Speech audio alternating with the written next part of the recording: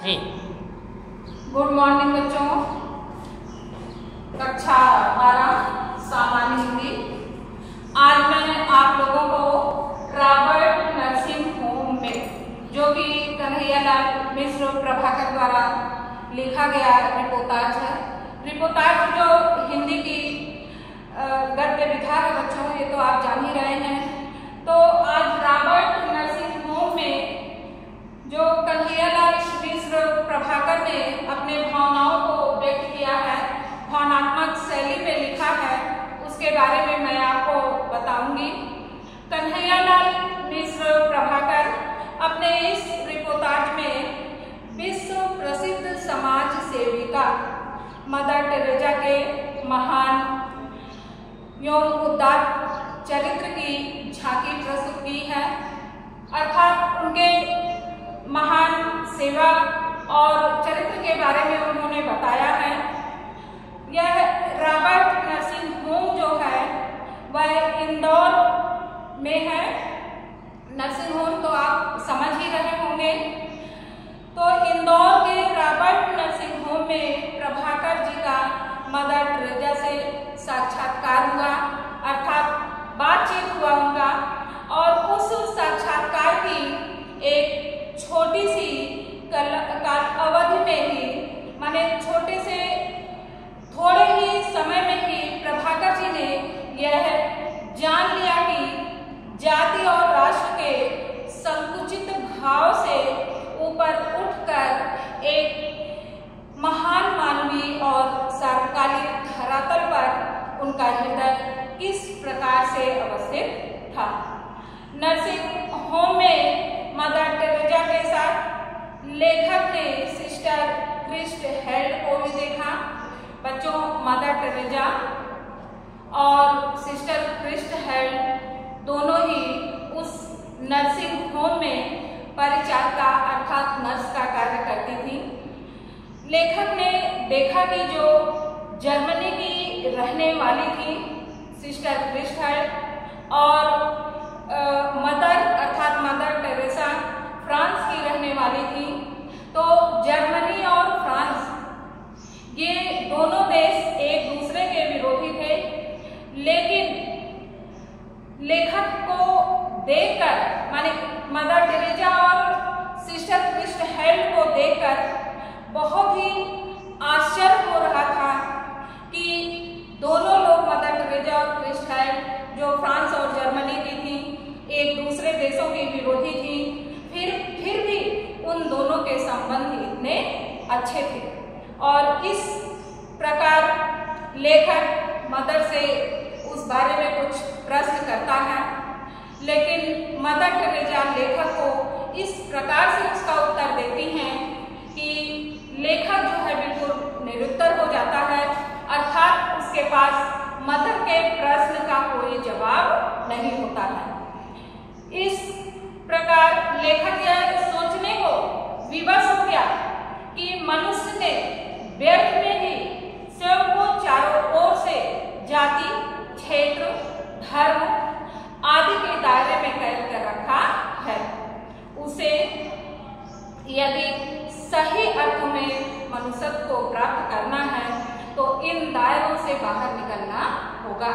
अर्थात लेखक का कहने का तात्पर्य है कि किसी भी व्यक्ति को जाति, धर्म और क्षेत्र को अपने मन में रखकर कार्य नहीं करना चाहिए। यदि कोई इस तरीके से कार्य करता है तो वह व्यक्ति कभी आगे नहीं बढ़ पाता है। अब देखिए कि रॉबर्ट नर्सिंग होम में लेखक के साथ एक छोटी सी जो घटना घटती है। लेखक किसी रिश्तेदार के यहाँ जाता है और उनका अतिथि रहता है, लेकिन वह जिसके घर जाता है वह बीमार पड़ जाती हैं। तो लेखक कहता है कि कल तक जब जिसका मैं अतिथि था आज उनका परिचारक हो गया, अर्थात आज मुझे उनकी सेवा करनी पड़ रही है। लेखक कहता क्योंकि मेरी अतिथियां माने जिनके घर मैं अतिथि था, जो मेरा सेवा सत्कार कर रही थी, आज वह अचानक रोग की चपेट में आ गई। अचानक मतलब बीमार पड़ गई और उन्हें इंदौर के रॉबर्ट नर्सिंग होम में लाना पड़ा। इस प्रकार लेखक बता रहा है कि यह घटना सितंबर 1951 की है और जब वह नर्सिंग होम में आता है तो वहाँ देखता है कि कुछ नर्सें हैं, मतलब वह कितने मनोवेग से, कितने मनोभाव से अपने कार्य को कर रही हैं।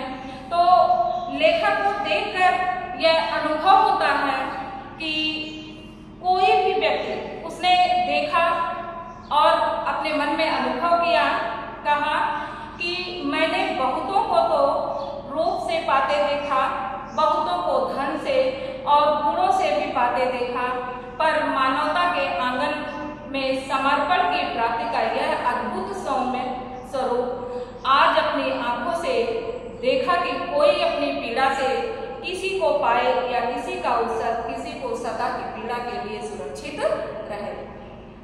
अर्थात बच्चों, लेखक का कहना है कि उन्होंने अनेक व्यक्तियों को रूप से, सौंदर्य से या रूप से और सौंदर्य के माध्यम से प्रसिद्धि को पाते हुए देखा है। लेकिन लेखक कह रहा कि जब भी कुछ लोग अपने धन अथवा गुणों के माध्यम से बहुत कुछ प्राप्त कर लेते हैं, जैसा कि वह अभी बताएंगे मदर टेरेसा और क्रिस्ट के बारे में।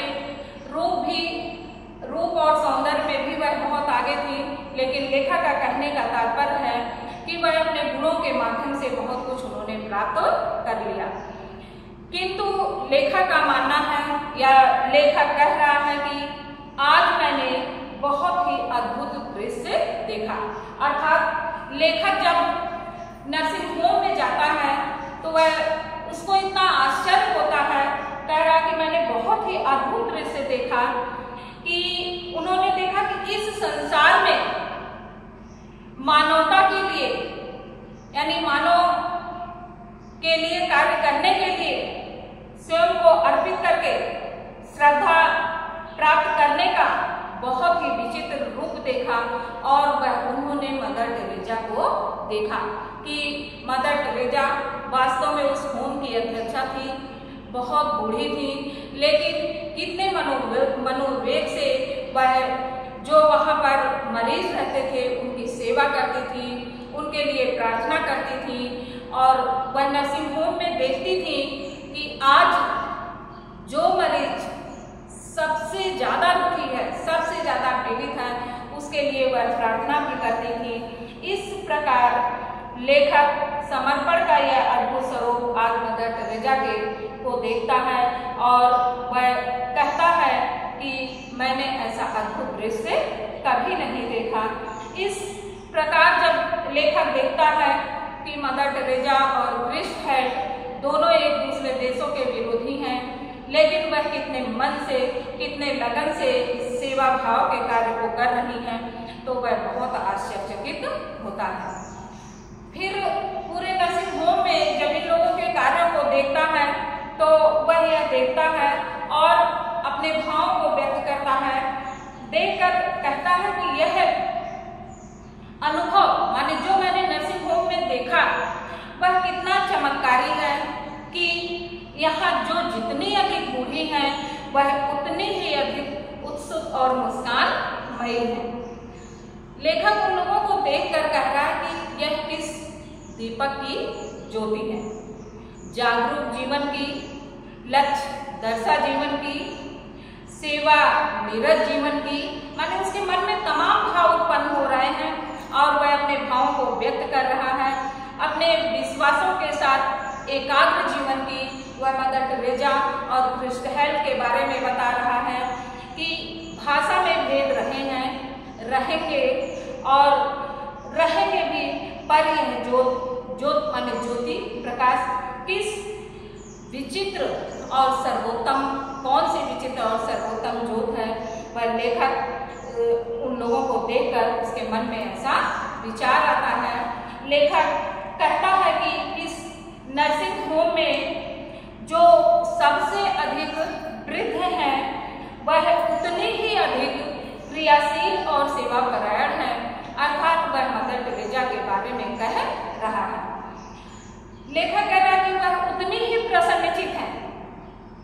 इन नर्सों के अंदर, चाहे वह मदर टेरेसा हो या क्रिस्ट हेल हो, और भी नर्सें वहाँ रखी होंगी, कि इनके अंदर कितना अधिक सेवा करने का भाव है। इन नर्सों के अंदर देखता है, कहता है कि कोई अलौकिक तेज है जिससे इनका जीवन बिल्कुल सजग बना हुआ है। वह कभी निष्क्रिय नहीं रहती, हमेशा कार्य करने के लिए तत्पर रहती हैं, सजग रहती हैं, तैयार रहती हैं। और इनमें लेखक कहता है कि इनमें अर्थात मदर टेरेसा और क्रिस्ट हेल के बारे में भी वर्णन किया है कि इनमें अद्भुत विश्वास भरा हुआ है। इनका जीवन एकाग्र साधना का जीवन है, और आज भी ये भयंकर रोग से पीड़ित रोगियों को अपनी मुस्कानमयी सेवा से जीवित रहने का अमर संकल्प देती हैं। और इस प्रकार जो वहाँ पर पीड़ित या बहुत ही दुखी रोगी होते हैं, उनको इस प्रकार से उनकी सेवा करती हैं कि उनके अंदर भी एक जोश भर देती हैं। इस प्रकार प्रभाकर जी कह रहे हैं कि यहाँ पर जो नर्सें काम कर रही हैं वे अलग अलग देश की हैं, उनकी भाषाएं भी भिन्न भिन्न हैं, किंतु इनके मन में जलने वाली वह प्यार और सेवा की ज्योति बहुत ही अद्भुत एवं सर्वोत्तम है।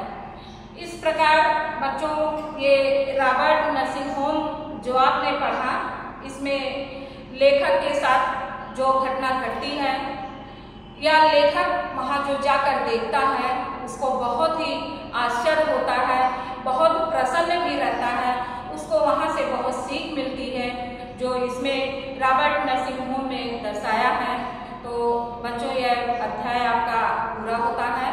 इसका प्रश्नोत्तर आपको बताया जाएगा कि किस प्रकार से